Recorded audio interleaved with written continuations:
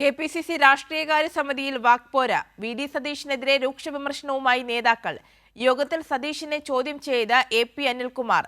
ഒറ്റയ്ക്ക് തീരുമാനങ്ങളെടുക്കാൻ പ്രതിപക്ഷ നേതാവ് ആരാണെന്ന് അനിൽകുമാർ ചോദിച്ചു.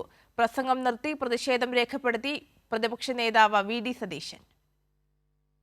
മണിക്കൂറുകൾ നീണ്ട രാഷ്ട്രീയകാര്യ സമിതി യോഗത്തിൽ സതീശനെതിരെ രൂക്ഷ വിമർശനമാണ് നേതാക്കളിൽ നിന്ന് ഉയർന്നത്. ചർച്ചയ്ക്കിടെ നിയമസഭാ തെരഞ്ഞെടുപ്പിൽ 60 മണ്ഡലങ്ങളിലെ മാസ്റ്റർ പ്ലാൻ താൻ തയ്യാറാക്കിയിട്ടുണ്ടെന്ന സതീശന്റെ അഭിപ്രായമാണ് നേതാക്കളെ ചൊടിപ്പിച്ചത്. ഒറ്റയ്ക്ക് തീരുമാനങ്ങളെടുക്കാൻ പ്രതിപക്ഷ നേതാവ് ആരാണെന്ന് എ.പി. അനിൽകുമാർ ചോദിച്ചു. പാർട്ടിയാണ് കാര്യങ്ങൾ തീരുമാനിക്കേണ്ടത്.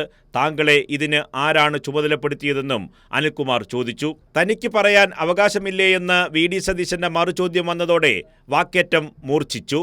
തർക്കം രൂക്ഷമായപ്പോൾ കെ.സി. വേണുഗോപാൽ ഇടപെട്ടു.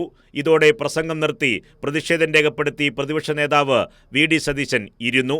മാത്രമല്ല, പ്രതിപക്ഷ നേതാവിന്റെ ഓഫീസിനെതിരെ ശൂരനാട് രാജശേഖരനും രംഗത്തെത്തി. കന്റോൺമെന്റ് ഹൗസ് സാധാരണക്കാരുടെ അഭയകേന്ദ്രം അല്ലാതായി എന്നാണ് ശൂരനാടിന്റെ വിമർശനം. കൂടാതെ പാർട്ടിയിൽ ഐക്യം വേണമെന്നും തദ്ദേശ തെരഞ്ഞെടുപ്പിൽ ഐക്യത്തോടെ നീങ്ങണമെന്നും രമേശ് ചെന്നിത്തലയും പറഞ്ഞു. മുഖ്യമന്ത്രി സ്ഥാന ചർച്ചകൾ ഇപ്പോൾ പാടില്ലെന്നും തർക്കം തെറ്റായ സന്ദേശം നൽകുമെന്നും പി.ജെ. കുര്യൻ യോഗത്തിൽ വ്യക്തമാക്കി. അതേസമയം പുനഃസംഘടനയിൽ നിലപാട് വേണമെന്ന് ഒരു വിഭാഗം നേതാക്കൾ ആവശ്യപ്പെട്ടു. കൂടാതെ പി.വി. അൻവറിന്റെ യു.ഡി.എഫ് പ്രവേശനത്തിൽ കൂട്ടായ തീരുമാനം വേണമെന്നും നേതാക്കൾ പറഞ്ഞു. ഡി.സി.സിയുടെ അഭിപ്രായം തേടണം. മുന്നണിയിലും വിശദമായി ചർച്ച ചെയ്യണം. ഇക്കാര്യത്തിൽ ധൃതി പിടിച്ച് തീരുമാനം വേണ്ടെന്നും യോഗത്തിൽ ധാരണയായി. കൈരളി ന്യൂസ്, തിരുവനന്തപുരം.